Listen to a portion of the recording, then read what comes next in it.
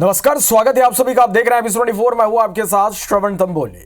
ग्वालियर में कांग्रेस नेता की गुंडागर्दी सामने आई। पुरानी रंजिश के चलते कांग्रेस नेता भूपेंद्र यादव ने अपने साथी के साथ मिलकर घर के बाहर खड़ी मनोज खटीक की कार में तोड़फोड़ कर दी। तस्वीरें आप देख पा रहे हैं, सीसीटीवी में ये तस्वीरें कैद हुई है।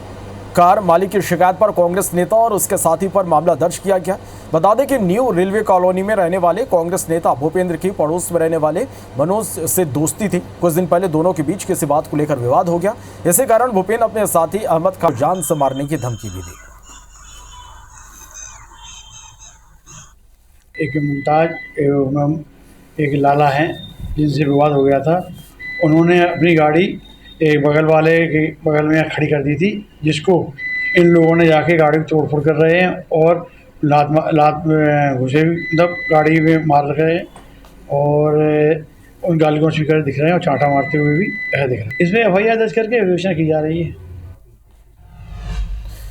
साइबर अपराधी अब वैज्ञानिकों को भी अपना शिकार बना रहे हैं।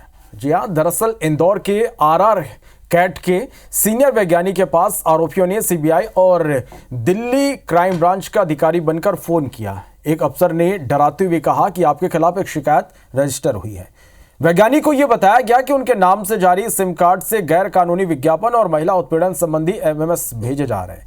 इसके बाद दूसरे ठग ने वैज्ञानिक को मनी लॉन्ड्रिंग और ह्यूमन ट्रैफिकिंग का केस दर्ज होने और अरेस्ट वारंट जारी होने का डर दिखाया। इसके बाद वैज्ञानिक और उनकी पत्नी को डिजिटल अरेस्ट किया गया और भरोसे में लेकर सभी बैंक खातों की डिटेल मांगी गई। साथ ही 23 अलग अलग खातों से 71 लाख रुपए से ज्यादा पैसे जमा करा लिए। ठगी का एहसास होने पर पीड़ित ने पुलिस थाने में शिकायत की, जिसके बाद पुलिस अब इस मामले की जांच में जुटी हुई है। हमें तो बताया गया कि डिजिटल अरेस्ट है, फिर उसके बाद क्राइम ब्रांच में आकर कंप्लेंट की 1930 पर। यहाँ पर जांच के बाद इसमें एफआईआर रजिस्टर कर ली गई, जिसमें 4 जो खाते आए हैं एक्सिस बैंक के और HDFC बैंक के और SBI में जो इसने पैसा ट्रांसफ़र किया है, तो उसमें 4 खातों से भी और लेयर लिख लिए। लगभग 17 अकाउंट आइडेंटिफाइड कर लिए गए बैंक, और इसमें और भी कई लेयर हैं जिनको भी आइडेंटिफाइड किया जा रहा है। फिलहाल केस रजिस्टर किया गया है, इन्वेस्टिगेशन जारी है। इसमें एक अज्ञात व्यक्ति ने मेल भेजकर इंदौर एयरपोर्ट को बम से उड़ाने की धमकी दे डाली। मेल में लिखा गया कि याद रखना, हम दुनिया के ताकतवर देश से अकेले लड़ रहे हैं, आप भी अपनी तैयारी रखें। मेल मिलने के बाद इंदौर एयरपोर्ट के chief security officer Surendra Kaur ने एरोड्रम थाने में इसकी शिकायत की। पुलिस मेल भेजने वाले की तलाश में जुटी है। शुरुआती जांच में पुलिस IP एड्रेस से लोकेशन ट्रेस कर रही है। redditmail.com से एक मेल आया है और धमकी दी गई है। उसमें इस तरह का कुछ अपठनीय है और उसमें कुछ जो पढ़ने में आ रहा है, उसमें ये बताया गया कि हमने सब कई लोगों के ईगो को क्रैश कर दिया है और बूम बूम इस तरह की कुछ लैंग्वेज लिखी हुई है। तो इसमें फिलहाल 351(4) के तहत थाना एरोड्रम में केस रजिस्टर कर लिया गया है। इन्वेस्टिगेशन की जा रही है। इन्वेस्टिगेशन में आए तथ्यों के आधार पर वैधानिक कार्रवाई की जाएगी। राजधानी रायपुर में पानी की किल्लत से हाहाकार मच गया। शहर के शंकर नगर वार्ड में लोगों को पानी नहीं मिल पा रहा। परेशान लोगों ने पार्षद सुमन प्रजापति के नेतृत्व में पानी की टंकी पर चढ़कर प्रदर्शन किया, नगर निगम से पानी देने की मांग की। वहीं मौके पर पहुंचे अधिकारियों ने 2 दिनों में पानी सप्लाई ठीक करने का भरोसा दिया। इस दौरान मौके का जायजा लिया हमारे संवाददाता राजेश राज। रायपुर में शंकर नगर में मौजूद है हम अभी, और ये पॉश कॉलोनी है, पॉश इलाका है। बारिश अभी खत्म भी नहीं हुई है ठीक से, और ये देखिए पानी की किल्लत शुरू हो गई है। और शंकर नगर का जो पानी टंकी है उस पर चढ़ करके रहवासी प्रदर्शन कर रहे हैं कि 20 साल से ऐसा प्रॉब्लम नहीं था। ये 1 साल से ये प्रॉब्लम शुरू हुआ है कि ये पानी नहीं आता, ना सुबह आता है ना शाम को आता है। जब मर्जी आए पानी नहीं आता है, जब मर्जी आए थोड़ी देर के लिए पानी चालू कर देते। रायपुर में 1231 मिलीमीटर पानी हुआ। 31 साल का रिकॉर्ड टूट गया है और पानी घरों में पानी नहीं पहुंचा पा रहे हैं। नगर निगम का ये हाल है। बातचीत ऐसी हुई है कि अभी मुख्यालय से जो टीम आई है उनका कहना है कि जो 7 मीटर की टंकी है, हमने ये बोला कि 7 मीटर की टंकी में 5.5 मीटर पानी दोगे तब तो जनता को 45 मिनट पानी दे पाओगे। ये लोग 4 मीटर से कम टंकी को भर रहे हैं, 15 मिनट नल खोलते हैं। त्योहार का समय है, रंगाई पोताई आदमी कर नहीं सकता, पानी पीने के लिए नहीं है। ऐसे समय में हम लोगों ने आज यहाँ पर आकर टंकी में चढ़ना और एक संकेतात्मक ये प्रदर्शन करना उचित समझा, ताकि इस नगर निगम को ये होश आए कि वास्तव में पानी की दिक्कत है। आपको बताऊं, बारिश के समय में टैंकर दे रहे हैं, जबकि बारिश में टैंकर की जरूरत नहीं पड़ती, गर्मी में तो सभी देते। पानी की समस्या बहुत बड़ी समस्या हो गई है। ये इतनी बड़ी समस्या हो गई है कि आज सब महिलाओं को भी घर से बाहर आकर आंदोलन करना पड़ रहा है और भैया लोग भी बाहर अपना काम धाम छोड़ के आए हैं क्योंकि उनको पानी की ज़रूरत ज़्यादा है। आज पानी नहीं रहेगा तो क्या काम करेगी महिला और क्या काम करेंगे पुरुष, आप देख सकते हैं। दूर कैसे होगा? अधिकारी कुछ बताएं कि कैसे दूर होगी? हाँ बताए हैं, आज का टाइम दिए हैं, आज का टाइम देने के बाद हम लोग ठीक है बोले करके। अगर ये हालात हो खास करके राजधानी रायपुर का, वो भी शंकर नगर जैसे पॉश इलाके का, तो फिर प्रदेश के दूसरे हिस्से और राजधानी के दूसरे हिस्सों की बात ही क्या होगी। कैमरा पर्सन अनिल लागले के साथ राजेश राज, IBC 24 रायपुर। रबी सीजन अभी शुरू ही हुआ और ग्वालियर चंबल अंचल में खाद की किल्लत शुरू हो गई। मुरैना, शिवपुरी और ग्वालियर में कई जगहों पर खाद दुकानों के बाहर लंबी लाइनें लगने लगी, तो वहीं कुछ जगह किसान रत जगह कर रहे हैं। बुआई के लिए सर्वाधिक मांग DAP की होती है और इसका ही संकट है। इस सीजन के लिए 8 लाख मीट्रिक टन DAP की मांग की गई, लेकिन अब तक 1,20,000 टन ही उपलब्ध हो पाए। कृषि मंत्री एंदल सिंह कंसाना के जिले मुरैना में सबसे ज्यादा मारामारी है। यहाँ DAP खाद की मांग 24,500 मीट्रिक टन है, जबकि सरकार ने अब तक मात्र 8,247 मीट्रिक टन ही खाद उपलब्ध कराया है। इधर वन सरकार के मंत्री खाद की कोई कमी नहीं होने का दावा कर रहे हैं। खाद की स्थिति कहीं खराब नहीं है, सबको खाद इतना है, पर्याप्त मात्रा में है। क्या होता है कि एक समय लेने वाले खाद लेते हैं तो कहीं ना कहीं भीड़ इकट्ठी होती है, जबकि सरकार ने कई बार कहा है कि आप महीने 2 महीने पहले खाद ले जा करके अपने घर में रख लें। गाजियाबाद के डासना शिव शक्ति धाम के महंत और जुना अखाड़े के महामंडलेश्वर यति नरसिंहानंद एक बार फिर चर्चा में है। आपत्तिजनक बयान देने की वजह से उनको हिरासत में ले लिया गया। उनके खिलाफ यूपी समेत देश के कई राज्यों में FIR दर्ज कराई गई थी। इधर यति नरसिंहानंद के खिलाफ भोपाल में कांग्रेस विधायक आरिफ मसूद ने भी भोपाल पुलिस कमिश्नर से मुलाकात कर शिकायत की। मसूद ने कहा कि कुछ लोग जानबूझकर नफरत का माहौल तैयार कर रहे हैं, इसलिए ऐसे व्यक्तियों पर कार्रवाई है।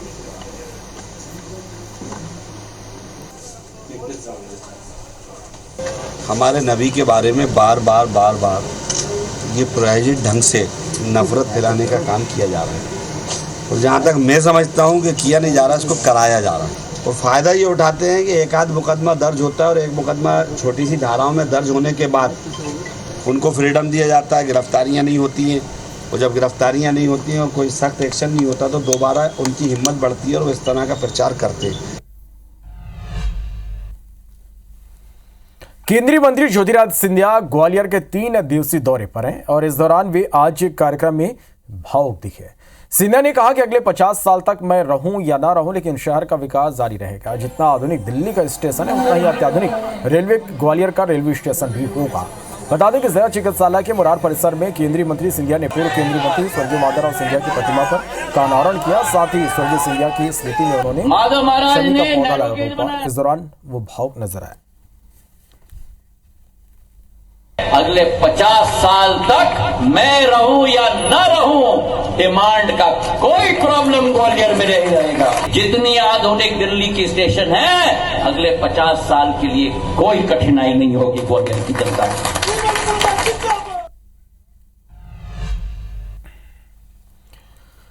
मध्य प्रदेश में गरबा पर जारी गदर थमने का नाम नहीं ले रहा। मध्य प्रदेश में गरबा पर गदर जारी है। अब तक गरबा आयोजन में हिंदूवादी संगठन सोशल पुलिसिंग के निर्देश देते नजर आ रहे थे, लेकिन अब बीजेपी के विधायक ने आयोजकों को चेतावनी दे दी है। इस रिपोर्ट को आप देखिए। फुहड़ता ना करें और किसी प्रकार के एंटी सोशल एलिमेंट्स को प्रवेश ना दें, ये साफ निर्देश पुलिस को भी हैं और गरबा आयोजकों को भी हैं। मध्य प्रदेश में इस बार गरबा पर जबरदस्त गदर मचा हुआ है। रोज कुछ ना कुछ नया हो रहा है। अब जबलपुर से बीजेपी विधायक अभिलाष पांडे ने गरबा आयोजकों को 2 टूक चेतावनी दी है। उन्होंने कहा वो किसी भी गरबा आयोजन में फुहड़ता बर्दाश्त नहीं करेंगे। साथ ही विधायक ने गरबा आयोजकों को ये भी निर्देश दिए कि वे कार्यक्रम में एंटी सोशल एलिमेंट्स को शामिल ना होने दें। पूरी तरह से हम धार्मिक आस्था के आयोजन में उस धर्म का पालन करें, परिधानों का पालन करें, फुहड़ता ना करें और किसी प्रकार के एंटी सोशल एलिमेंट्स को प्रवेश ना दें। ये साफ निर्देश पुलिस को भी हैं और गरबा आयोजकों को भी हैं। इससे पहले गौमूत्र और लौ जिहाद पर बहस हो चुकी है। सवाल ये कि आखिर हर साल होने वाले गरबे पर इस बार कुछ ज्यादा ही गदर क्यों मचा है। मध्य प्रदेश क्रिकेट प्रेमियों के लिए एक खुशखबरी है। 6 अक्टूबर को ग्वालियर में भारत और बांग्लादेश के बीच मैच खेला जाएगा। ऐसे में मैच को लेकर लोगों के साथ केंद्रीय मंत्री ज्योतिरादित्य सिंधिया भी बेहद खुश हैं, क्योंकि 14 साल बाद ग्वालियर की जमीन पर अंतर्राष्ट्रीय क्रिकेट मैच होने जा रहा है। और खास बात यह भी है कि यह मैच श्रीमंत माधवराव सिंधिया क्रिकेट स्टेडियम में खेला जाएगा, जैसे हाल ही में 200 करोड़ से ज्यादा की लागत से तैयार किया गया है। क्रिकेट स्टेडियम ज्योतिरादित्य सिंधिया का ड्रीम प्रोजेक्ट था। वहीं इसको लेकर मंत्री ज्योतिरादित्य सिंधिया ने बताया कि 14 साल का इंतजार खत्म होने वाला है, अब एक नया उदय क्रिकेट के क्षेत्र में होने वाला है। उन्होंने ये भी कहा कि यहाँ पर एक रोमांचक मैच होगा, क्योंकि स्टेडियम के पिच बैटिंग पिच है। दोनों टीमों द्वारा अच्छा प्रदर्शन देखने को मिलेगा। 14 साल का हमारा सूखा का वातावरण कल एक नया उदय की शुरुआत होगी ग्वालियर की क्रिकेटिंग इतिहास में, और मुझे विश्वास है कि एक रोमांचक मैच होगा। आप हम सभी दर्शकों के लिए एक बहुत अच्छा परफॉर्मेंस होगा। सिंग्रामपुर में कैबिनेट और आम सभा को संबोधित करने के बाद मुख्यमंत्री डॉक्टर मोहन यादव रानी दुर्गावती से जुड़े स्थानों का भ्रमण किया। इसके बाद भोपाल रवाना हुए। इस दौरान हेलीपैड पर पत्रकारों से बातचीत की। सीएम ने कहा कि रानी दुर्गावती की कर्मभूमि पर कैबिनेट की बैठक करना ऐतिहासिक फैसला था। हमारे समाज को अपने अतीत की गौरव गाथा को नहीं भूलना चाहिए, इसलिए उनकी सरकार आने वाले दिनों में भी इसी तरह की कैबिनेट की बैठक अलग अलग स्थानों पर आयोजित करेगी। रानी दुर्गावती जी के इतिहास में वो जो बड़ा योगदान था, उस इतिहास को जीवंत करने का प्रयोग रहा है। आज 500वीं जयंती है, मैं उनका पुण्य स्मरण भी कर रहा हूँ। उनके बताए मार्ग पे सरकार विकास और सुशासन के लिए प्रतिबद्ध रहेगी। मेरी अपनी ओर से आज एक बहुत बड़ा अच्छा आयोजन हुआ, इतिहास बना, बधाई। ग्वालियर ग्रामीण से कांग्रेस विधायक साहब सिंह गुर्जर के भतीजे की गुंडागर्दी सामने आई। विधायक के भतीजे ने पड़ाव चौराहे पुल के पास गाड़ी ओवरटेक की। अन्य साथियों के साथ नीचे उतरकर कांग्रेस के पूर्व प्रदेश यूथ महासचिव श्यामू गुर्जर के साथ अभद्रता कर मारपीट की। पीड़ित का आरोप कि कांग्रेस विधायक नहीं चाहते कि राजनीति में आगे बढ़े। वहीं मारपीट के बाद दोनों पक्ष थाने पहुंचे और एक दूसरे के खिलाफ शिकायत की। वहीं पुलिस ने दोनों पक्षों की शिकायत पर क्रॉस मामला दर्ज किया और आगे की कार्रवाई में जुट गए। लोगों ने मेरी उतरते ही मारपीट की, बोले कि तेरे को नेता बनाएंगे। एफआईआर कराने गया तो मेरे पे मारपीट की धाराएं लगनी चाहिए थी, उन लोगों पे वो धाराएं नहीं लगी गई। और दूसरा, मेरे पे ही उल्टी कायमी कर दी गई और मेरे से जान से मारने की धमकी दी गई कि अगर आगे भी तू नहीं समझा तो तुझे जान से मार देंगे। तो मेरा तो आप लोगों से इतना ही निवेदन है कि अगर मेरी जान को आगे भी कोई खतरा होता है कि मेरी जान जाती है, मेरे पे हमला होता है, तो उसका जिम्मेदार ग्वालियर ग्रामीण का विधायक साहब सिंह गुर्जर है। पड़ाव पर क्रॉस मुकदमे कायम हुए और उसमें श्याम गुर्जर नाम के लड़के ने एक वीडियो दिखाया था। उसमें ये कहा कि मेरे साथ मारपीट की है और उस पर अपराध पंजीबद्ध हो चुका है। उसके द्वारा ये शिकायत की गई थी कि मेरे ऊपर जो मुकदमा कायम किया है वो झूठा किया है। तो मैंने थाना प्रभारी को निर्देश दिए कि उसकी जाँच कर लें। छत्तीसगढ़ में नक्सलियों के खिलाफ हुई बड़ी कार्रवाई के बाद एमपी में भी पुलिस अलर्ट मोड पर है। प्रदेश के नक्सल प्रभावित जिले मंडला और बालाघाट में पुलिस ने सर्चिंग अभियान तेज कर दिया। वहीं प्रदेश के कैबिनेट मंत्री ने नक्सलवाद को लेकर एक बड़ा बयान दिया है।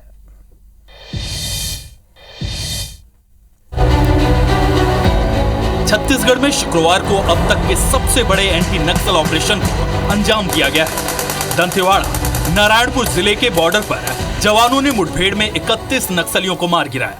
इस कार्रवाई के बाद एमपी के नक्सल प्रभावित मंडला जिले में सीआरपीएफ, हॉक फोर्स, एसएएफ और पुलिस सतर्क हो गई है। इलाके में सर्चिंग अभियान तेज कर दिया गया है। चूँकि कंटिन्यूस फॉरेस्ट एरिया है और इसी वजह से पूर्व से भी नक्सल प्रभावित क्षेत्र रहा है और उसी अनुरूप छत्तीसगढ़ और मध्य प्रदेश के बीच में समन्वय रहता है और हमारे बॉर्डर एरिया के कैंप्स भी हैं और लगातार हम लोग एरिया डोमिनेशन और सर्चिंग ऑपरेशंस करते रहते हैं, जिससे हम इंश्योर करेंगे कि किसी भी तरह से नक्सल समस्या में बढ़ोतरी ना हो और इसमें जैसे उन्मूलन का हमारा प्रयास है, जो हमारा टारगेट है वो शीघ्र पूर्ण हो। इधर प्रदेश में कैबिनेट मंत्री कैलाश विजयवर्गीय ने नक्सल ऑपरेशन को लेकर बड़ा बयान दिया है। उन्होंने कहा कि 1 साल के अंदर हम नक्सलवाद खत्म कर देंगे।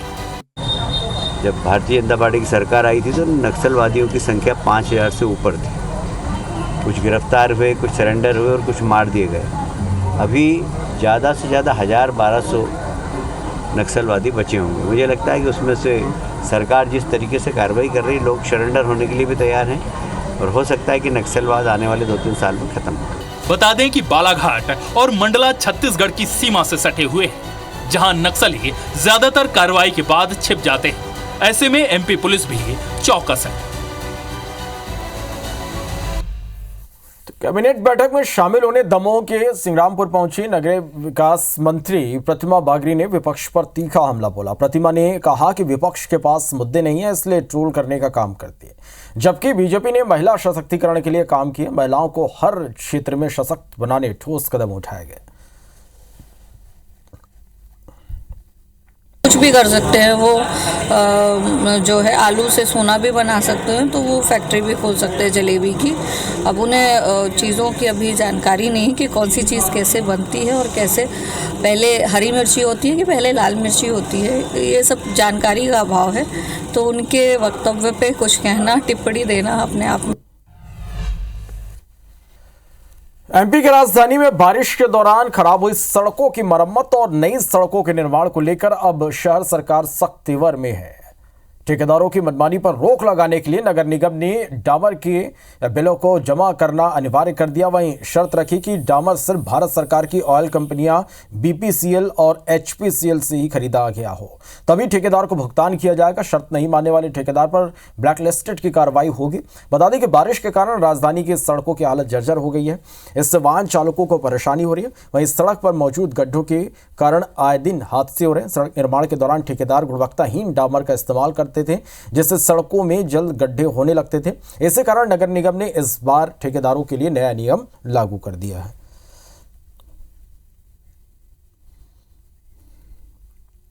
अभी तक ये देखने में आ रहा था कि डामर का काम करने वाले कॉन्ट्रैक्टर लोकल मार्केट से डामर खरीद के घटिया क्वालिटी का काम करते थे। इस पर पाबंदी लगाने के लिए हमने इस प्रकार की रणनीति पे काम कर रहे हैं कि भविष्य में इंडियन ऑयल या भारत पेट्रोलियम, जो भारत सरकार की कंपनियां हैं, उसके बिल ही जो सबमिट करेगा उनको ही भुगतान हो पाएंगे। ब्लैक लिस्ट कर देंगे, उनकी सिक्योरिटी रास्तात करने, तमाम प्रकार के रास्ते हैं कंट्रोल करने के। इस प्रकार के देखिए, फिलहाल इस बुलेटिन में इतना ही। नमस्कार।